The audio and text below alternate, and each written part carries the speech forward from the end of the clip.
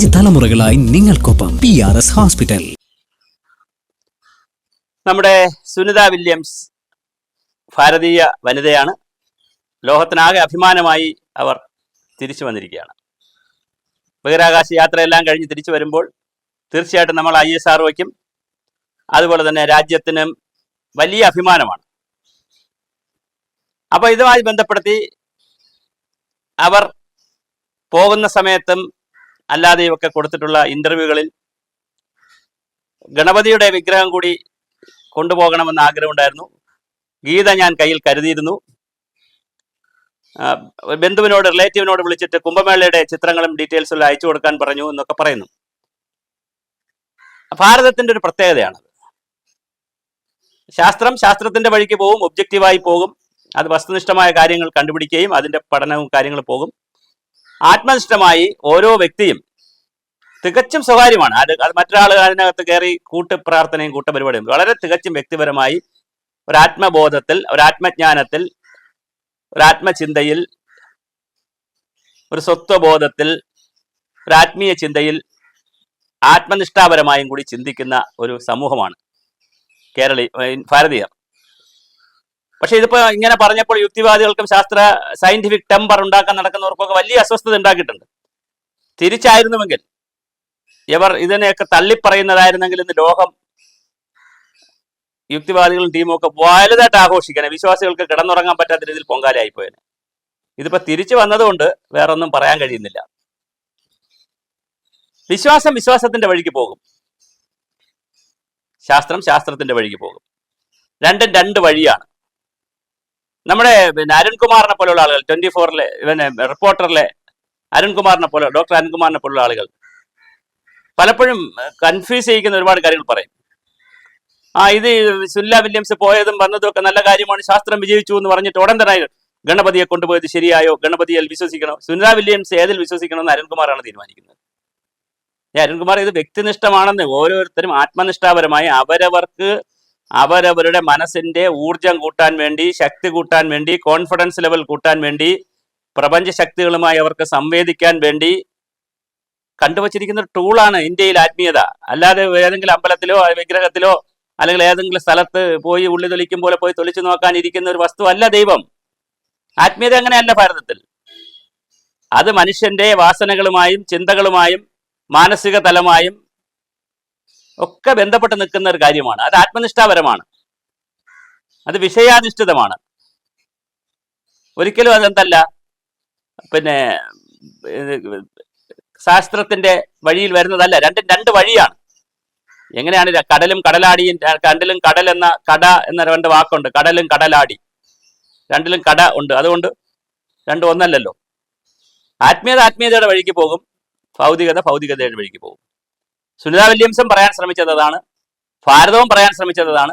ISRO rocket വിക്ഷേപിക്കുമ്പോൾ അതിന്റെ ചെറിയ രൂപം കൊണ്ടുപോയി, സാറ്റലൈറ്റ് വിക്ഷേപിക്കുമ്പോൾ അതിന്റെ ചെറിയ രൂപം കൊണ്ടുപോയി തിരുപ്പതിയിലും അതുപോലെ തന്നെ മൂകാംബികയിലും അവിടെ ഇവിടെ എല്ലാം കൊണ്ടുവച്ച് പ്രാർത്ഥിച്ചിട്ട് പോകുന്നത്, പരിപാടി തുടങ്ങുമ്പോൾ ഗണപതിക്ക് തേങ്ങ അടിക്കുന്നത്, എല്ലാവരും ഗണപതി വലിയ സംഭവമാണ് കേട്ടോ. ഗണപതി മിത്താണെന്നൊക്കെ നമ്മൾ ഷംസീർ സാർ പറഞ്ഞെങ്കിലും ഗണപതി വലിയൊരു സംഭവമാണ്. കാരണം എന്ന് പറഞ്ഞാൽ തടസ്സങ്ങൾ ഉണ്ടെങ്കിൽ അതിനെ മാറ്റാൻ ആശാനെയാണ് നമ്മൾ എല്ലാവരും ഉപയോഗിക്കുന്നത്. അപ്പൊ ഗണപതിക്ക് ഹോമം നടത്തും, തേങ്ങ അടിക്കും. ഇവിടെ മഴ പെയ്യാതിരിക്കാൻ CPM-ന്റെ ജില്ലാ സമ്മേളനം പണ്ട് നടന്നപ്പോൾ ശ്രീ കാട്ടായകുളം ശ്രീധർ അവർ ജില്ലാ സെക്രട്ടറി ആയിരുന്നപ്പോൾ മഴ പെയ്യുമോ എന്നുള്ള സംശയം ഉണ്ടായിരുന്നു. സമ്മേളനത്തിന് വെച്ചു മഴ പെയ്യാതിരിക്കാൻ പഴവങ്ങാട് ക്ഷേത്രത്തിൽ പോയി തേങ്ങ അടിച്ചു, മഴ പെയ്തില്ല എന്നൊക്കെ പറഞ്ഞ കഥയുണ്ട്. ഇവിടെ കഥയെല്ലാം അങ്ങനെ ഒരു സംഭവം ഉണ്ട്. എൻ്റെ കുഞ്ഞുനാളിലുണ്ടായിരുന്നു അങ്ങനെ ഒരു സംഭവം കൂടെ തിരുവനന്തപുരത്ത് ഉണ്ടായിട്ടുണ്ട്. ഞാൻ യാദൃശ്യമായിട്ട് ഇത് പറഞ്ഞത്, വിശ്വാസം എന്ന് പറയുന്നത് വേറൊരു വഴിയാണ്. അത് ലോകത്തിലെ മഹാഭൂരിപക്ഷം ആളുകൾക്ക് അവർ യുക്തി കണ്ട് ചിന്തിക്കുന്നത് കൊണ്ട് തന്നെയാണ് അതിൽ വിശ്വസിക്കുന്നത്. അന്ധവിശ്വാസമല്ല, കണ്ണടച്ച് വിശ്വസിക്കുന്നതല്ല. അത് വളരെ യുക്തിപരമായും ബുദ്ധിപരമായും ചിന്തിച്ച്, മറ്റെല്ലാ കാര്യത്തിലും അവർക്ക് ബുദ്ധിയുണ്ട്. ഇതിൽ എന്താ അവർക്ക് ബുദ്ധി ഇല്ല എന്ന് പറയുന്നത്? അതിൽ മന്ദബുദ്ധി അല്ലല്ലോ. അപ്പോൾ വളരെ യുക്തിപരമായി ചിന്തിച്ച് ആത്മനിഷ്ഠപരമായി അവരവരുടെ മാനസിക തലത്തിനും മാനസിക ഊർജ്ജമൊക്കെ വർദ്ധിപ്പിക്കുന്നതിനും അത് പ്രപഞ്ചത്തിന്റെ ശക്തികളുമായിട്ടൊക്കെ ബന്ധിപ്പിച്ച് വളരെ ഗൗരവമായി പോകുന്ന ഒരു വഴിയാണ്. അത് വേറൊരു വഴിയാണ്. ശാസ്ത്രത്തിൻ്റെ കണ്ടുപിടുത്തങ്ങളുടെ ഒരു വഴിയാണ്. ഒരു മെറ്റീരിയൽ വേൾഡാണ്, അത് വേറൊരു വഴിയാണ്. എഞ്ചിനീയറിംഗ് വേറെ, മെഡിസിൻ വേറെ, എല്ലാം വേറെയാണ്. വേറെ തത്വശാസ്ത്രങ്ങളാണ്. ബുദ്ധിസം വേറെയാണ്, ജൈനിസം വേറെയാണ്, ഹിന്ദുസം വേറെയാണ്. പിന്നെ ഇസ്ലാമിസം വേറെയാണ്, പിന്നെ ക്രിസ്ത്യാനിസം വേറെയാണ്, മാർക്സിസം വേറെയാണ്. ഇങ്ങനെ ഓരോന്നും ഓരോ ധാരയിലാണ് സഞ്ചരിക്കുന്നത്. ഇവയെ പരസ്പരം കൂട്ടിക്കൊഴിച്ചിട്ട് അതിൽ ഇതുണ്ടോ ഇതിൽ ഇതുണ്ടോ എന്ന് ചോദിച്ചാൽ ബുദ്ധിമുട്ട് വരും. ബുദ്ധിസത്തിൽ മാർക്സിസം ഉണ്ടോ എന്ന് ചോദിച്ചാൽ അങ്ങനെ ഒരു അനാലിസിസ് ഇല്ല.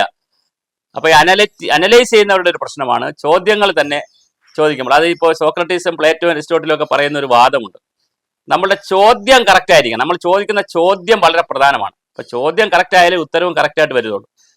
വളഞ്ഞു തിരിയുന്ന ചോദ്യം ചോദിച്ചാൽ ഇന്നലെ കളിക്കണം എന്നുള്ള ചോദ്യം ചോദിച്ചാൽ അതിന് ഉത്തരം കിട്ടുകയില്ല. ഇന്നലെ കളിക്കാൻ പറ്റത്തില്ല. ഇന്നലെ പാസ്റ്റ് ഈസ് പാസ്റ്റ്, ഇന്നലെ പോയി കഴിഞ്ഞു. നമ്മളെ കുട്ടി കരഞ്ഞപ്പോൾ ഇന്നലെ കളിച്ചപ്പോൾ പിന്നെ ഇന്നലെ കരഞ്ഞപ്പോൾ കളിക്കാൻ സമ്മതിച്ചില്ല. അപ്പോൾ ഇന്ന് കളിക്കാൻ സമ്മതിച്ചപ്പോൾ കുഞ്ഞ് പറഞ്ഞു എനിക്ക് ഇന്നലെ കളിക്കണം. പറ്റുമോ? അത് പറ്റത്തില്ല. ഇന്നലെ പോയി എന്ന് പറഞ്ഞ പോലെ ചില കുസൃതി ചോദ്യങ്ങൾ ചോദിച്ചുകൊണ്ട് വരരുത്. ഈ ശാസ്ത്ര പ്രചാരകരുടെയും യുക്തിവാദികളുടെയും നമ്മൾ അരുൺകുമാറിൻ്റെയൊക്കെ പ്രശ്നം ഇങ്ങനെ ചോദിച്ചുകൊണ്ട് കയറി വരും. അങ്ങനെ ചോദിച്ചാൽ അതിനൊരു ഉത്തരം കിട്ടുകയില്ല. ഇത് രണ്ടും രണ്ടാണ്. ഒന്ന് ആത്മനിഷ്ഠാപരമായ കാര്യങ്ങളാണ്, മറ്റൊന്ന് വസ്തുനിഷ്ഠാപരമായി വേറൊരു തരത്തിലുള്ള കമ്പോണന്റ് വൈസ് അല്ലെങ്കിൽ മെറ്റീരിയൽ വൈസ് ആയിട്ടുള്ള ഒരു ലോകമാണ്. അതിനെ കൂട്ടിക്കുഴയ്ക്കരുത്. അതുകൊണ്ട് സുനിത വില്യംസ് തീർച്ചയായിട്ടും ഗണപതിയെയും അവർ വിശ്വാസിയാണെന്ന് പറയുന്നതും ഗണപതിയെയും അതുപോലെ തന്നെ ഭഗവത്ഗീത കൊണ്ടുപോയതുമൊക്കെ സയന്റിഫിക് ടെമ്പർ പ്രചരിപ്പിക്കണം എന്ന് പറഞ്ഞു നടക്കുന്ന വ്യാജ ഡോക്ടർമാർക്ക് വലിയ ബുദ്ധിമുട്ടാണ്. അവരാരും സയന്റിസ്റ്റുമാരുമല്ല. ഈ സയന്റിഫിക് ടെമ്പർ പ്രചരിപ്പിക്കാൻ നടക്കുന്ന ഒരാളും സയന്റിസ്റ്റ് അല്ല. അതാണ് തമാശ. ലോകത്തിലെ ഒരു സയന്റിസ്റ്റും സയന്റിഫിക് ടെമ്പർ പ്രൊമോട്ട് ചെയ്യാൻ നടക്കുന്നില്ല. കോളേജ് അധ്യാപകരും പിന്നെ അതുപോലെയുള്ള കുറച്ച് ആളുകളൊക്കെയാണ് ഈ സയന്റിഫിക് ടെമ്പർ ഉണ്ടാക്കാൻ കേരളത്തിൽ നടക്കുന്നത്. പക്ഷെ ഒരു സയന്റിസ്റ്റും ഇതിന്റെ പുറകെ നടക്കുന്നില്ല. അതാണ് തമാശ. സയന്റിസ്റ്റുമാരൊക്കെ IIT പഠിക്കുന്നവരായാലും ഇങ്ങനെ ISROയിലായാലും ഇതുപോലത്തെ നാസയിലായാലും ഇതുപോലത്തെ സ്ഥാപനങ്ങളൊക്കെ പ്രവർത്തിക്കുന്ന IAS പിന്നെ സയന്റിസ്റ്റുമാരെല്ലാം വിശ്വാസത്തിന്റെ ഭാഗത്തു നിന്ന് ചിന്തിച്ച് വലിയ ശാസ്ത്ര നേട്ടങ്ങൾ കണ്ടുപിടിക്കുന്നു. പക്ഷെ ഇവിടെ യാതൊരു സയൻസിൽ ഒരു ഗവേഷണവും നടത്താതെ സയൻസ് സബ്ജക്റ്റ് പോലും പഠിച്ചിട്ടുണ്ടോ എന്നറിയാതെ, കാരണം ആർട്സ് സബ്ജക്റ്റ് ഒക്കെ പഠിച്ചവരാണ്, കൊമേഴ്സും ആർട്സും ഒക്കെ പഠിച്ചവർ അങ്ങ് സയന്റിഫിക് ടെമ്പർ എന്ന് പറഞ്ഞ് നടക്കുകയാണ്. നടക്കട്ടെ. നമുക്ക് കാലം എന്താണ് പറയുന്നതെന്ന് നല്ലത് എടുക്കട്ടെ, ചീത്തയുള്ളത് ആരും എടുക്കണ്ട. നമുക്ക് ആരെയും അടിച്ചേൽപ്പിക്കേണ്ട. ഇത് വ്യക്തിപരമാണ്, ആത്മനിഷ്ഠാപരമാണ്. അതുകൊണ്ട് ഇഷ്ടമുള്ളവർ ഇഷ്ടമുണ്ടെങ്കിൽ വിശ്വസിക്കട്ടെ, അല്ലെങ്കിൽ വിശ്വസിക്കാതിരിക്കട്ടെ. അതിനുവേണ്ടി വലിയ ചർച്ചയ്ക്ക് വലിയ സ്കോപ്പില്ല എന്നതാണ് എൻ്റെ ഒരു അഭിപ്രായം. പ്രിയമുള്ളവരെ, ഗ്രീൻ ഗ്ലോബൽ ചാനൽ ആരംഭിച്ചതിന് ശേഷം ഇതിൻ്റെ മറ്റ് നടപടിക്രമങ്ങളിലേക്ക് കടക്കുകയാണ്. ധാരാളം വീഡിയോ ഇതിനകത്ത് ചെയ്തിട്ടുണ്ട്. കൂടുതൽ വിഷയങ്ങളിൽ വീഡിയോകൾ ചെയ്യണമെന്നുള്ള ഡിമാൻഡ് ആവശ്യം വന്നിട്ടുള്ള സാഹചര്യത്തിൽ ഇത് വിപുലീകരിക്കുകയാണ്. ഇതിൻ്റെ ഇൻഫ്രാസ്ട്രക്ചർ കൂട്ടുകയാണ്. അപ്പോൾ അതിനൊക്കെ അത്യാവശ്യം സാമ്പത്തികം ആവശ്യമുണ്ട്. യൂട്യൂബിൽ നിന്നുള്ള മോണിറ്റൈസ് ചെയ്ത് വരുമാനം കിട്ടിത്തുടങ്ങിയിട്ടില്ല. അതിൻ്റേതായ സമയവും നടപടിക്രമവും ഒക്കെ ഉണ്ട്. അപ്പോൾ തീർച്ചയായിട്ടും ഇപ്പോൾ എൻ്റെ അഭ്യുദയകാംക്ഷികളായിട്ടുള്ള ആളുകൾ കഴിയുന്നത്ര തുക സംഭാവനയായി നൽകണം. എൻ്റെ ഗൂഗിൾ പേ നമ്പർ 9847547881.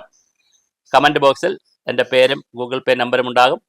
കഴിയുന്നത്ര ആളുകൾ അതിലേക്ക് സംഭാവന അയക്കണം. സംഭാവന അയക്കുന്നവർ ഫോർ ഗ്രീൻ ഗ്ലോബൽ ചാനൽ എന്നുകൂടി എഴുതിയാൽ വളരെ സന്തോഷമായിരിക്കും.